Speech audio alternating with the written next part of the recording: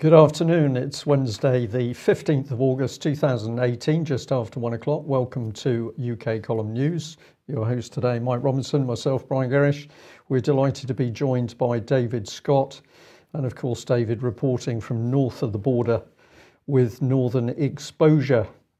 Be afraid. Yes, absolutely. So following yesterday's alleged terror attack in Westminster, where somebody decided to drive into the barriers outside the Houses of Parliament, the perpetrator has been named, Salih Khater, well, he's from Sudan originally, but a British citizen, 29 years old. But it gets a bit strange, Brian, because he hit some people on bicycles. A couple of people, I think 3 people injured in total at the end of the day. And this piece of CCTV, this is a still from the CCTV footage that was released. But several people noticed that, in fact, there was a white van seemed to be following him. This is despite the fact that the police said that they didn't know, had no previous knowledge of him. He wasn't on any terror watch list or anything like this. But the Metro here reporting that people had noticed from that CCTV footage that was released, this white van that was driving along behind the car, which eventually crashed into the barrier. And indeed, if you look at the Metro article, they have the CCTV footage there. You can see the white van driving along behind him. It then gets stuck in traffic, but goes out of its way to drive round the traffic and follow the car into the side, the pedestrian area that the car had driven through, and to park up right beside the police officers, and nobody seems to bat an eyelid. So it all gets very, very strange. And the police saying they're not interested in the van at all. Absolutely, absolutely. But what they are interested in is this, because Sir Mark Rowley was speaking on Radio 4 Today programme this morning. He's former head of counter-terrorism. And he said whether this individual turns out to be motivated by a terrorist ideology or by some deeply personal troubles, the appeals the police have been making in recent years about this leading to everybody's responsibility, needing everyone's eyes and ears, because normally when somebody is on an escalating curve towards conducting an attack, their behaviour changes, so who they're associating with changes, and the police are constantly saying that this has to be a shared responsibility to try to intervene in a preventative way, because collectively, and I believe this myself, we can prevent attacks when members of the public spot things and public authorities and the public work together to draw people back who are being radicalised maybe by somebody in the community or somebody online. So basically what we've got to do here, Brian, is to make sure that we're spying on each other, because everybody out there is an enemy combatant, and we've got to make sure that we're spying on each other and telling the police everything that we possibly can. Right. Yes. Okay. And I'll just remind people, of course, that a few months ago we were being told down here in Devon by Devon and Cornwall Police that we should expect terrorist attacks on remote holiday venues like campsites and caravan parks. We should be very frightened of that.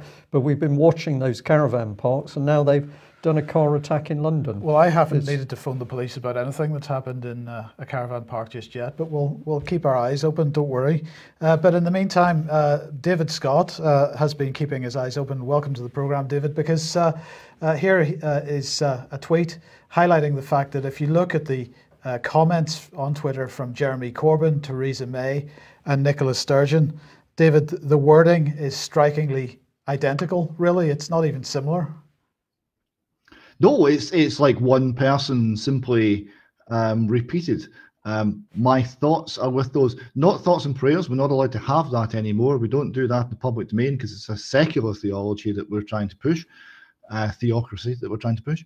And yes, they're all identical. So I was wondering whether if we have just one single, maybe computerized bot, we could actually sack them all and make a saving to the Treasury. Well, we do have a solution, David, but viewers and listeners will not be aware of that until the end of today's news. Okay, let's come on to slightly more serious stuff now, David, because obviously this motorway bridge has collapsed in Italy.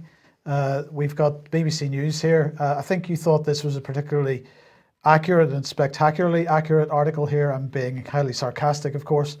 From BBC News, the headline is Italy Bridge Rescuers Search for Survivors in Genoa. Yes, I mean there was many things about the coverage. I was picking this up as I was travelling between sites yesterday, and I was getting the BBC reports, which were technically highly inaccurate. It was described as a suspension bridge. That's not actually what it is. And there's a few other things that seem to be less than clear, shall we say. But then we started to get some very interesting pieces of information, like the rumours in the town was that the bridge was unsafe. And these stories have been going back for years. Now, you can have rumours, you can have urban legends. It doesn't necessarily mean that it's true. But when I came back and I started to look at the photographs, one of the first things that struck me is the diagonals, the main stays of this bridge, which are reinforced concrete, and that's relatively unusual. On one of the adjacent spans that didn't collapse have been hugely and heavily strengthened, and so have their connections onto the main towers. So there clearly has been concern here over the safety of this structure, and there has been remedial works, but that remedial work wasn't taken all the way through. There was one other thing about the BBC coverage, which was, well, it was misleading. And it was misleading, I think, in a way which it illustrates the lack of understanding rather than anything else. They said, oh, bridges are normally designed for a 100-year life. This is the bridge in reinforced concrete. Reinforced concrete as a material has only been around for 100 years. Concrete bridges now are designed for a 100-year life, but even then there's huge difficulty in doing so because you don't have hundreds of years of experience to actually draw on. You've got just around 100 years. The fourth crossing, the Queensferry crossing, and the fourth is a 100-year design life. All of the reinforcement is stainless steel because it doesn't matter what you do to the concrete, microsilica, replacement cements, whatever you do to the concrete, you can't stop de-icing salts and salts from the marine environment getting at the reinforcement and causing corrosion for 100 years. This is a very onerous environment these things sit in, and 100-year life is not an easy thing. In 1967, there was not the knowledge for 100-year life. So for the BBC to say, oh, bridges are normally designed for 100-year life, that's misleading. Right? In 1967, we were still only a couple of decades into building structures of this scale in reinforced concrete. This was innovative. There is risks associated with it, and the maintenance, the care, the inspection of these structures has to realise that and not have some view that, oh, it's a 100-year life, we're good, we don't have to worry. Well, and in fact, the material that this bridge was made out of was a material that was specified by the designer that the bridge was named after, Morandi. And in fact, he had a patent on it himself. So this perhaps is even a slightly different type of material than is used in other construction work. So nobody could possibly have actually known what the long-term implications of that were. No, quite possibly not. Now, the actual failure, the span that's failed is a span over a watercourse. Right, and in situations like that, it's often scour, but I don't think that was the case here. There wasn't much water going down the watercourse, and although there was a cloudburst before the collapse, that doesn't seem to have created a lot of flow down the channel. But it will have created extra load on the bridge, just with, if it was a very intense cloudburst, which seems to have been the case, just with the weight of the water lying on the bridge deck and in the drains and what have you. If it was very near collapse, that was perhaps the final straw. So looking at the collapse, I think the main areas of interest are going to be those inclined stays that were coming down to the deck, those inclined reinforced concrete tension members, and how they were anchored at the deck and in the tower. Sorry, David, let's just have a look at this independent article here, because the headline is Genoa Bridge Collapse, Italy's governing populace wrote off safety fears as children's ferry story before disaster.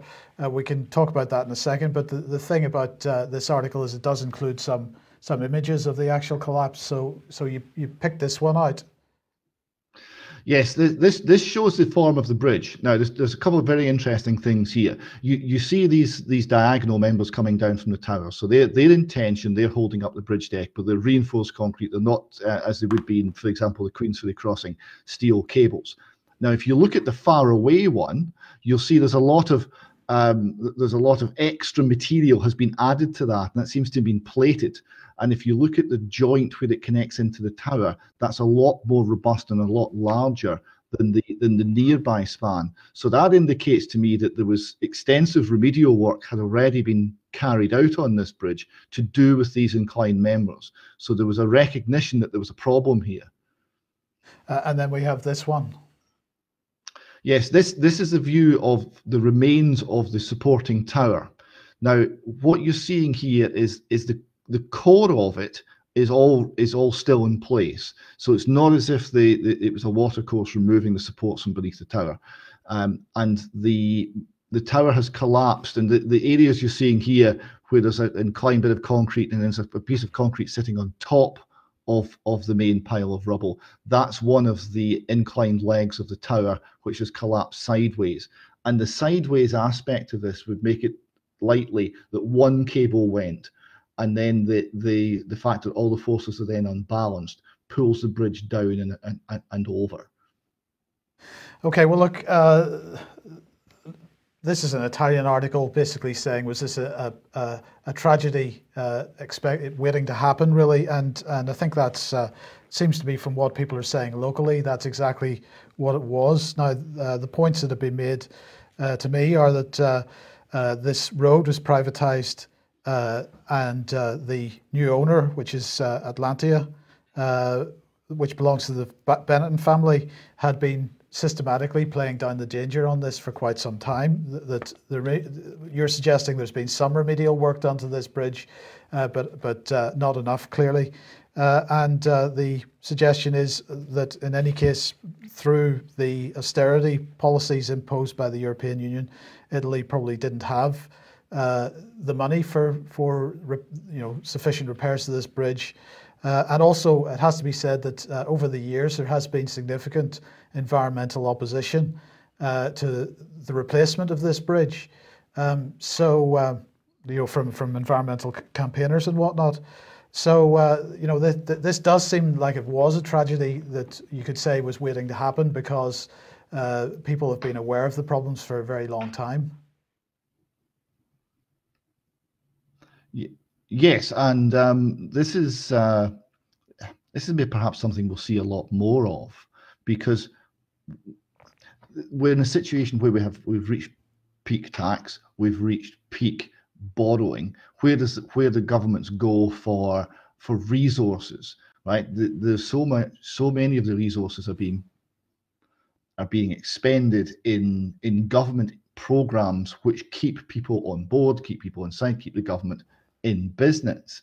The core, the initial expenditure on things like infrastructure, which was very much the justification for government expenses. Look at this: we've built this bridge. You can see the bridge. It's a wonderful thing, and it promotes trade, and it promotes industry in the area. So that was the justification given for a lot of government expenditure. Well, in fact, now government expenditure has grown so much there is no longer the money to maintain this. So we're doing it in ever more creative and imaginative ways through things which are called privatization and things which are called many things. And it's all about keeping the debt off the balance sheet and hiding the real conditions. It's going to be interesting if we see a lot more of this. It's an indication that the core purposes that government claims to represent and claims to carry out are not actually being done. And it's going to be an area where the cracks in the wider system are showing, perhaps in the infrastructure first. Absolutely. Okay, David, let's move on to Scottish issues. And first of all, a quick advertisement for the next Fresh Start Foundation event. When's that taking place? This is Saturday, and we're in the Bentley Hotel in Motherwell. The main speaker is going to be Pat McEwen. Now Pat is a man, Brian's met him at a talk he gave some years ago in Lanark. And Pat was at this and stood up from the audience and told his story, and it's extremely dramatic and extremely moving. Now, Pat was subject to truly horrendous abuse at the hands of Roman Catholic clergy, and then was subject of attacks, personal attacks on him and his character, as the same organisation sought to cover up what had happened. So Pat's speaking out, and he hopes that more people who similarly will come along and will share their stories and will stand up and speak, because he knows far too many who have sadly committed suicide due to what they suffered, rather than being able to tell anyone about it. So we hope many people will come along, listen to what Pat has to say. It's a huge story in the locality in North Lanarkshire.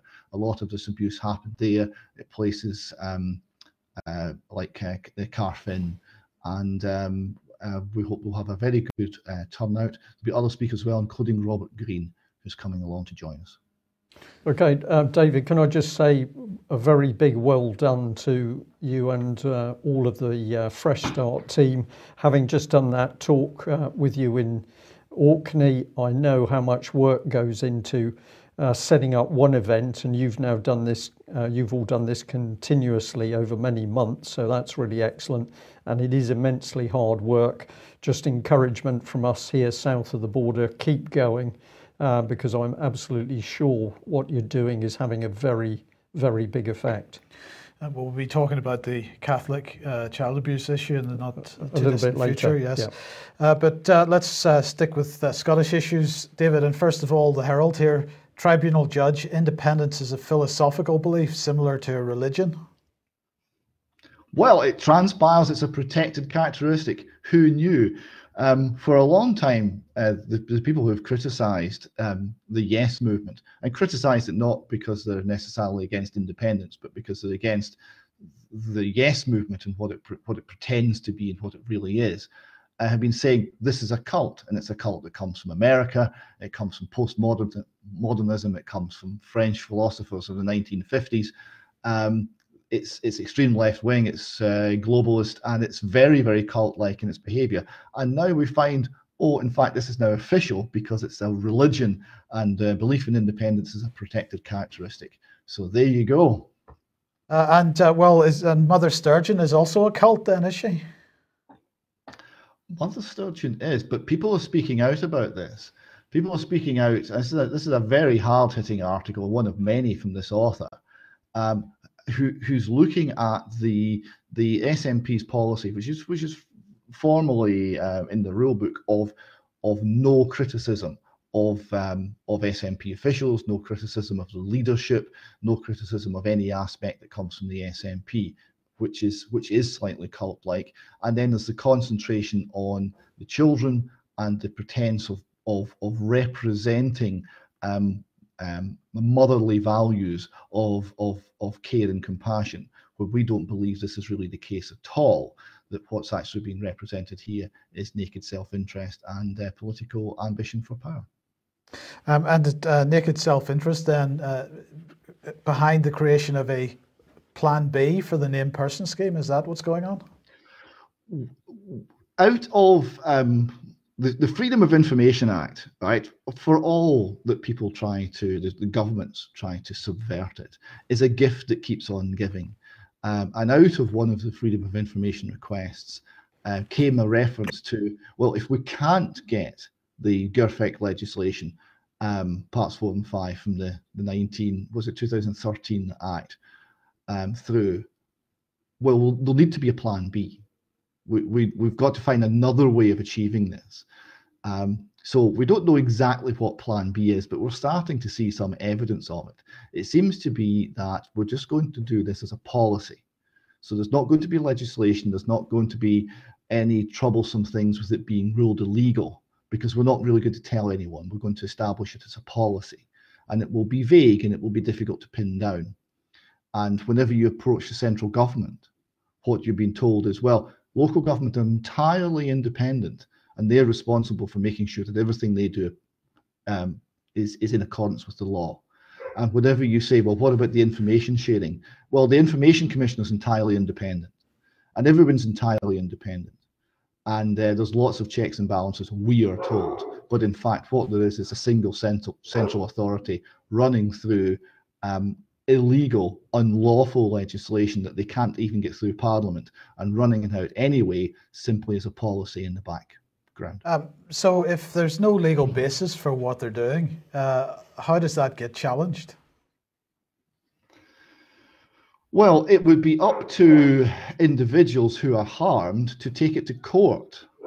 So if you've been harmed and you're prepared to risk £100,000 minimum,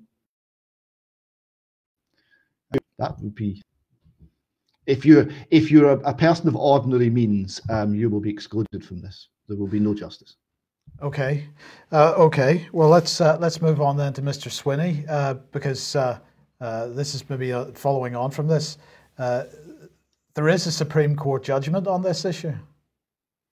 Oh, there is, and the Supreme Court judgment was extremely damning. The Supreme Court judgment said the first thing a totalitarian state does is to go after the children. And Mr. Swinney here is continuing on. This was a response to that Freedom of Information request and its aftermath, and it was picked up. It does show, for all we talk about the press and the mainstream media, this was picked up in the Times, and it was picked up in the Scotsman, it was picked up in the Daily Mail. This got a lot of coverage. This is just one example of the actions that the government's taking, right? Of the behind the scenes action. So although we don't have really any legal protection anymore, the law is not protecting the people. Right?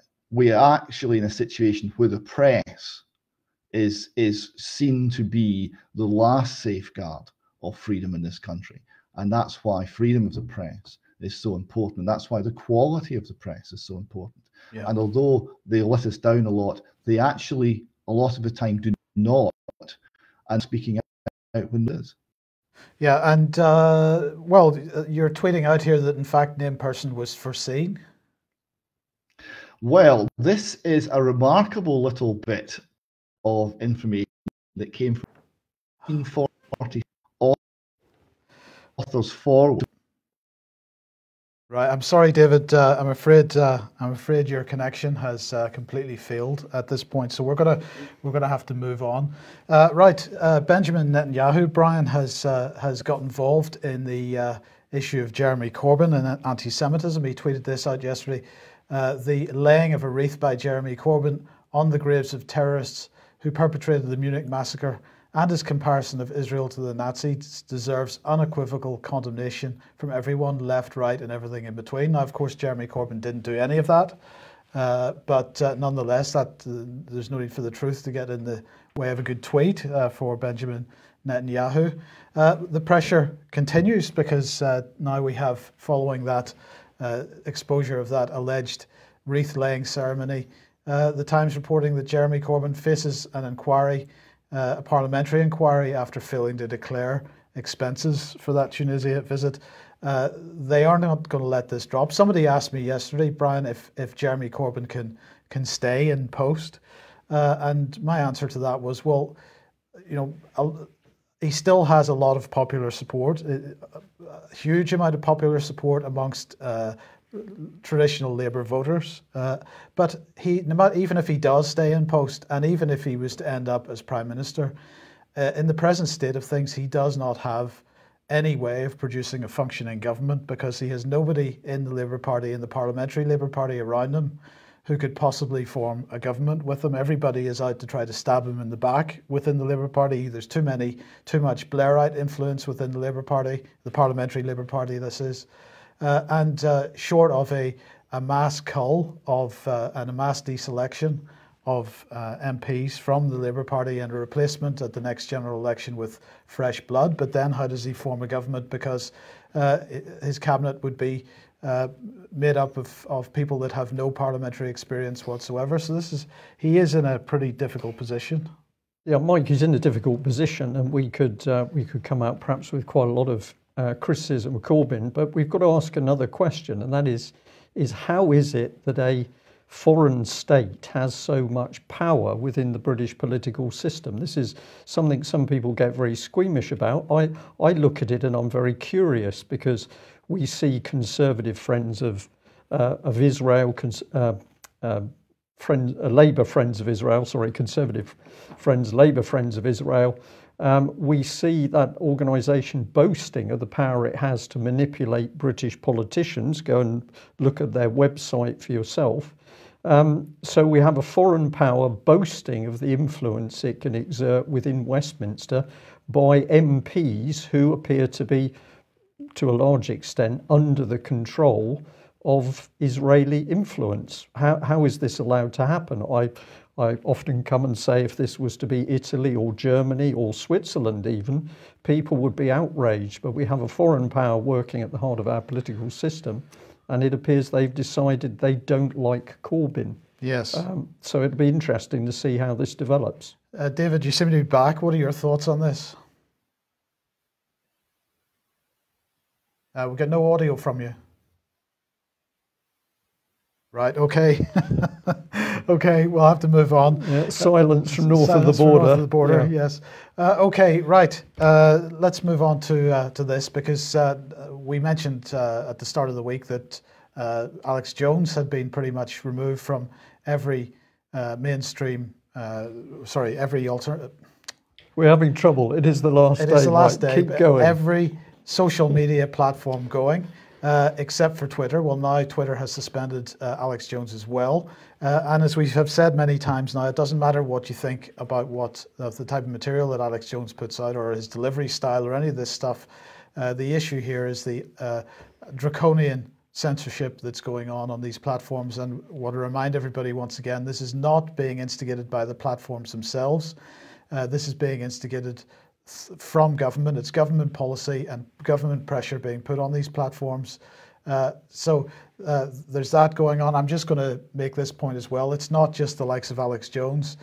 Jay Dyer has also been kicked off WordPress. Now, I find this particularly concerning because WordPress.com, which is the commercial end of WordPress, has had a policy for as long as it's existed that it would uphold free speech absolutely 100%.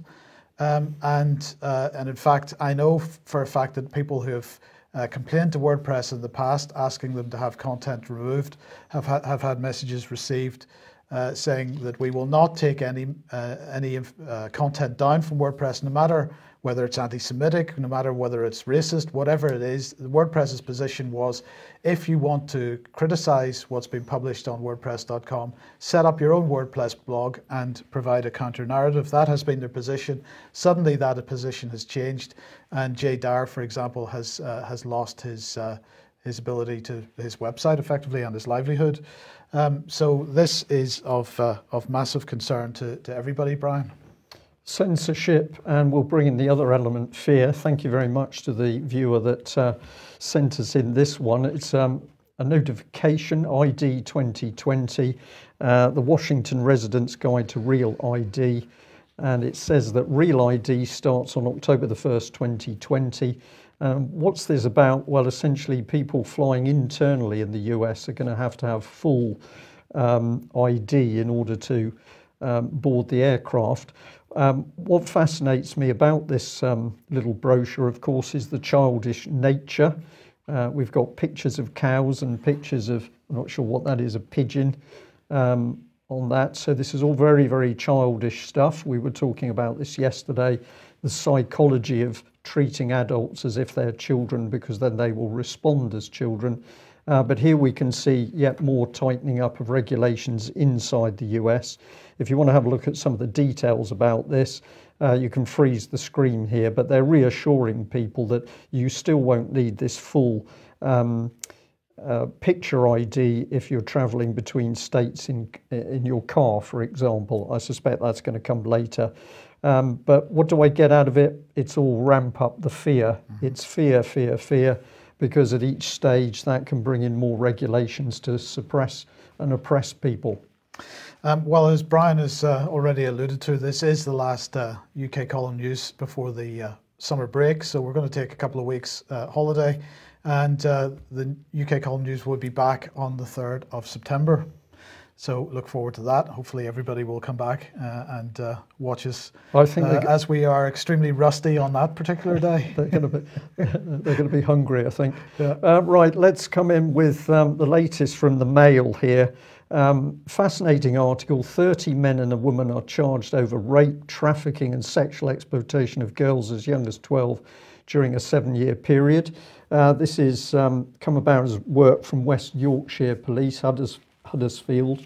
The catalogue of offences allegedly occurred against 5 girls between 2005 and 12. The defendants will appear in court accused of rape, sexual exploitation and trafficking. Now, when you get into the article, they've printed all the names and all the offences. And of course, it's immediately obvious that these are Asian names, I think is the correct way of putting it. What doesn't this article have? It doesn't have anything to do with comment on that these are Asian abusers. And I'm very interested in this because we would have thought that this would be an ideal opportunity for the idea to be pushed across that all abusers are coming out of the Asian community. Just like to say to our viewers and listeners that we're still asking the question why Yorkshire Police are protecting another child abuser when video and audio evidence has been presented to them, but they don't want to act upon it. And indeed, the judge in the particular case has said that he doesn't want that evidence in his court. So do we trust Yorkshire Police on this issue? No, we don't. But there's the facts as reported in the Daily Mail that we've got another major incident of Asian child abusers. But contrast it with this. This is the Mail Online talking about the exposure in the United States of abuse within the Roman Catholic Church, which has taken place with some 300 plus priests sexually assaulting at least 1,000 children. Now, this is America, of course, but the Catholic Church has been linked to child abuse throughout the world. So all of a sudden, we're starting to see some balance. This is not entirely Asian. So we've got a grand jury report. It's 900 pages. It's based on records from 6 dioceses, and it puts the number of child victims into the thousands. The abuse is really quite vile. So if you're a little bit squeamish, you might have trouble with this. But as it said, rinsing victims' mouths with holy water and making one boy pose as Jesus, grand jury reveals the depravity. A grand jury report released Tuesday reveals the horrific predatory behaviour, which included making young boys rinse their mouths with holy water to purify them after they were forced to give oral sex to clergymen, and the abuse of one boy who was made to pose naked as Jesus while other priests took pornographic pictures. So we're now starting to get into the heart of the beast. I've just added a little label there. The picture there is Cardinal Donald Wuerl, seen last year. He's apparently the long-time former Bishop of Pittsburgh. He leads the Washington Archdiocese, and apparently he's accused of helping to cover up the abuse. Now, what I picked up from this in making the little boy pose as Jesus is what we're really dealing with is evil. It's Satanism in the church. I'll let people make up their own mind. But very interesting that the American inquiry here has come out with real actions. And I pulled out of the article some interesting little quotes which have come from survivors themselves. So the title here, "Who Would Believe Me? Victims Tell of Abuse They Suffered at the Hands of Pennsylvania Priests." So one says, "I had my puberty stolen from me, my life stolen. It has an effect on you for the it has an effect on you for the rest of your life. It doesn't ever go away. This is the murder of a soul," former priest who was abused for years as a teen. "Who would have believed me?" Oldest living accuser says of abuse he suffered in 1947. He was so violently raped at just 7 years old, he suffered an injury to his spine. I think that's a spelling error from the Daily Mail. Now he's dead from an overdose. And of course, this is what happens. So many of these victims end up taking their own life. But the real scandal is the abuse was aided and abetted by the hierarchy that protected reputation and money over children. David, some comment from you. I think this is really interesting that we're now seeing that even the mainstream press is having to break away from this one-sided agenda that the child abuse rings in UK and in other places in the world. We've got Asians constantly fingered, And we can now see something different coming to the fore. The Catholic Church in Scotland not been clean, of course. Well, this is what we'll be talking about, or what Pat McEwen will be talking about on Saturday. And everything that you just read out there occurred in Lanarkshire, and Pat experienced most of it. There is a whole line of people in their graves now that have taken their own lives because of what they suffered. Right? And it shows that this is one aspect of it. There are many, many aspects of this, and we need to have the courage to look into each and every single one, be it the Catholic Church, be it other churches, be it Muslim gangs, be it football, be it LBGT, what's termed community, being used as cover for something else, be it trafficking, be it big money, be it corruption, be it the porn industry and the saunas, you name it. We need the courage to look into it because it's all part of the same story. And the level of suffering that the victims go through is simply astonishing. And I do hope people will come along and hear Pat. We'll have video of this up afterwards. It really illustrates the true nature of the cruelty that we're facing here, and the destruction of innocence. Pat McEwen was a little innocent boy of 8, and one of the photographs we're putting up when we do this talk is him at 8, and that was taken from him. His childhood was taken from him, and so many other things through the rest of his life. David, there was a Hollywood movie made on this issue recently. I can't remember the name of it. In the last couple of years, I can't remember the name of it off the top of my head. Searchlight. Searchlight. It highlights 2 points. It highlights that this issue has been going on for a very long time, but it comes back to your point you were making earlier on. It highlights the need for an effective media, because of what, of course, that film is about the media investigation of Roman Catholic child abuse. Yes, and the ability for people to believe, because I saw a tweet yesterday by a chap called Paul Joseph Watson, and he was pointing at two women, a lesbian couple, who were describing the multiple personality disorder that they both have, and the fact that they can sometimes go days without eating because if both of them have a child personality taking over, they don't know how to cook. And he was pointing at this, obviously kind of to some extent mocking and laughing. But this is the effect that the abuse has. It shatters the personality.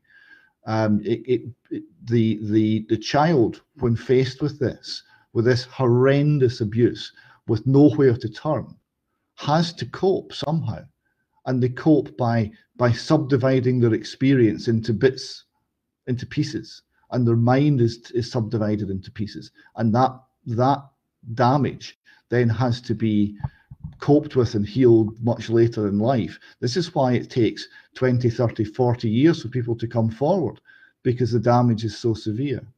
And this tweet from Paul Joseph Watson, I just wonder if he knew a little bit more about the nature of the harm that's done and the nature of what is actually being experienced by people, by children now, today in our society. Whether he would have maybe not put that forward or put it forward with a different spin, because the difference between having some compassion for people who have suffered in this and not is very often simply having the education of simply knowing what the reality is, because it's so horrendous for most people. It seems unbelievable because it's that bad, but it's true. It happens, and it's happening now. This is absolutely true, David, and perhaps we can say that it's also significant that at the moment we've seen Brian Harvey coming out with a very emotive video about what's happened to him. He's lashing out at the moment. There's a little bit of that anger coming in our direction, but we've seen this so many times that when these people have been through the sort of abuse that they've been through, they will project that anger and frustration and damage wherever they can to hit home, because they can't get at the people who are actually protecting the system. And just very quickly, I'm going to bring Melanie Shaw on screen here, because if we think of this life sentence, Melanie Shaw is still absolutely serving that sentence, because at the moment we still have this horrible situation where the so-called independent child abuse inquiry, the scam inquiry set up by the Conservative government, will still not interview Melanie Shaw, even though Melanie Shaw has repeatedly posted publicly her wish to get in front of that panel to tell them what happened to her. So it's just outrageous that this government inquiry is basically turning a blind eye, rejecting Melanie Shaw and her child abuse evidence. There can only be one reason for that, and that's the fact that basically they want to cover up what's actually gone on. Okay, let's move overseas again. And Moscow Times here, headline is Russia's ruble is sliding, pulled down by the collapse of the Turkish lira. This is a fascinating situation going on at the moment. The ruble fell to 69.40 against the dollar, and this is its lowest level in 2 years. It's being pulled down, according to this report, by its combination of the threat of US sanctions and the collapse of the Turkish lira. Now, it has to be said that the Turkish authorities, the Turkish banking authorities, the Turkish government have made it quite clear that in their opinion this is not as the result necessarily of US sanctions, may well be part of it, but they are saying that this is a speculative attack absolutely on the Turkish lira, probably as a result of Turkey wanting to buy the S-400 missile defense system from Russia. And of course we've seen this attack coming in another way, because the US Congress and Senate have at the moment blocked Turkey from receiving their deliveries of their F-35 aircraft. Our position on that would be that Turkey's probably better off without it, but that's not the point. The point here is the Turkish authorities saying this is a serious speculative attack. I cannot explain at this point the point we have arrived at with normal economic fundamentals. And David, I wonder who might be behind that. I mean, we've seen similar speculative attacks on currencies before, particularly when the UK tried to join the exchange rate mechanism, and George Soros pumped a load of money into shorting the pound and making sure that the pound collapsed. And in fact, Britain ended up reversing its decision to join the ERM as a result. It wouldn't surprise me if the same hands were at work here. It wouldn't surprise me either. It was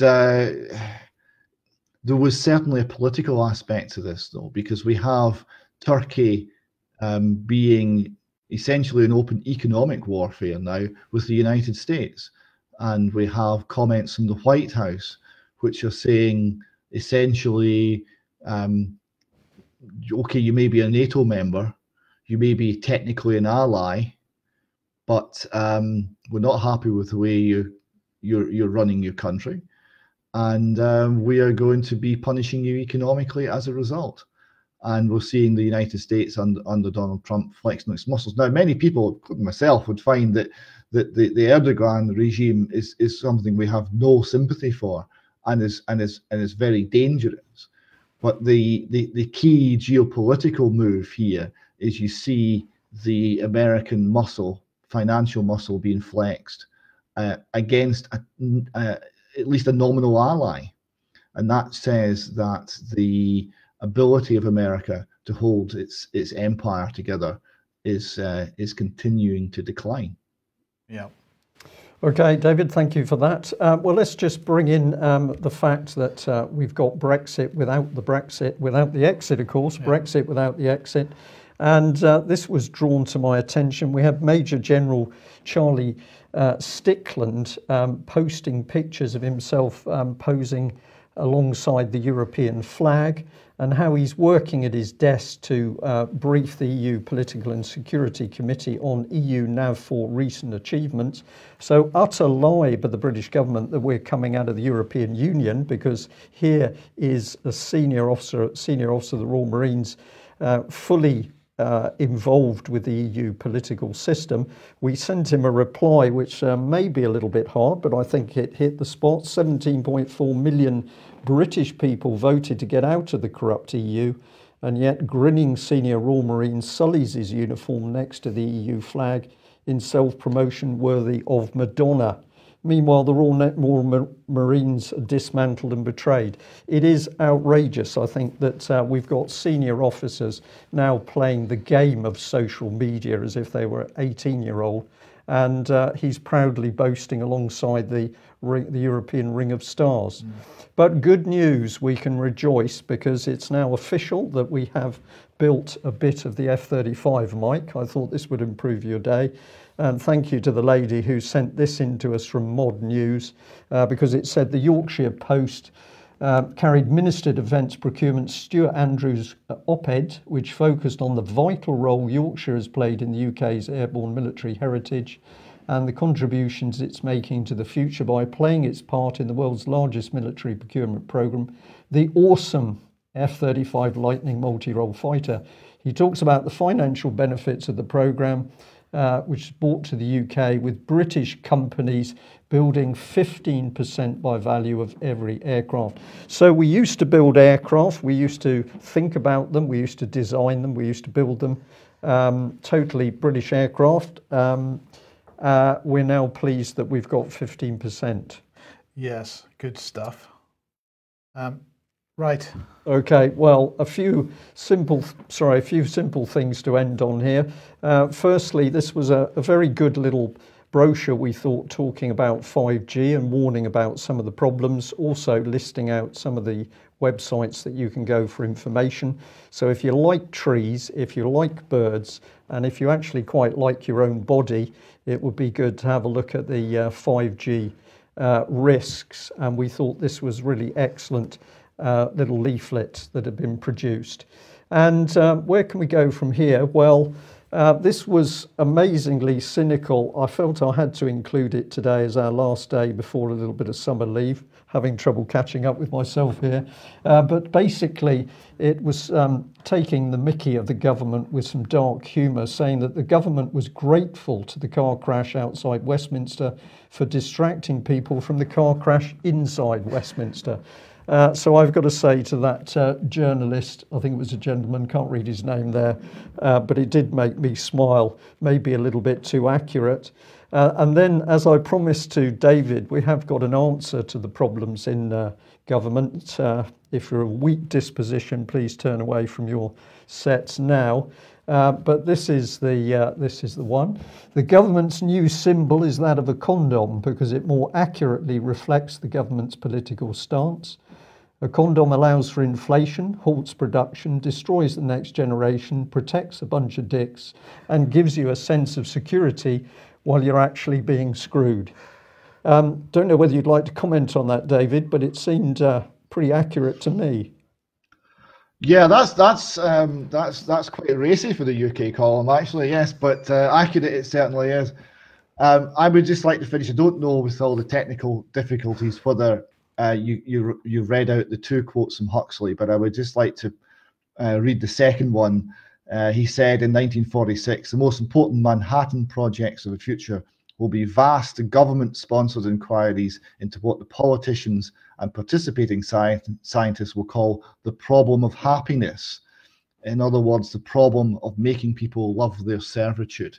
Very true, and remember the modern word for happiness is well-being. So whenever you hear the government talking about well-being, they're talking about making you love your servitude. Remember that and you won't go too far wrong. Yes. Yeah, remember that and just send them a contraceptive. That'll solve that problem. Well, we'd like to end by saying a very big thank you to all the people who have supported us, continue to support us, because we couldn't do what we do without your support. And I have to say we do need the financial support, but we also need your encouragement. We need the sorts of information that people send through. We simply couldn't do it without you, so we recognise that. Thank you very much. A very big thank you to the gentleman who made a very generous donation to the British Constitution Group. I may have mentioned that yesterday, I can't remember, but thank you for that as well. And we'll just give you a reminder that we are going on holiday until the 3rd of September. So no rumours that we've been taken down, please, or other scurrilous fake news. David, thank you very much for joining us. We look forward to seeing everybody in September. We hope you can have some time off as well. And remember that alongside humour, action conquers fear, and that's probably the best thing to stick with. We'll see you on the 3rd of September 2018. Bye-bye.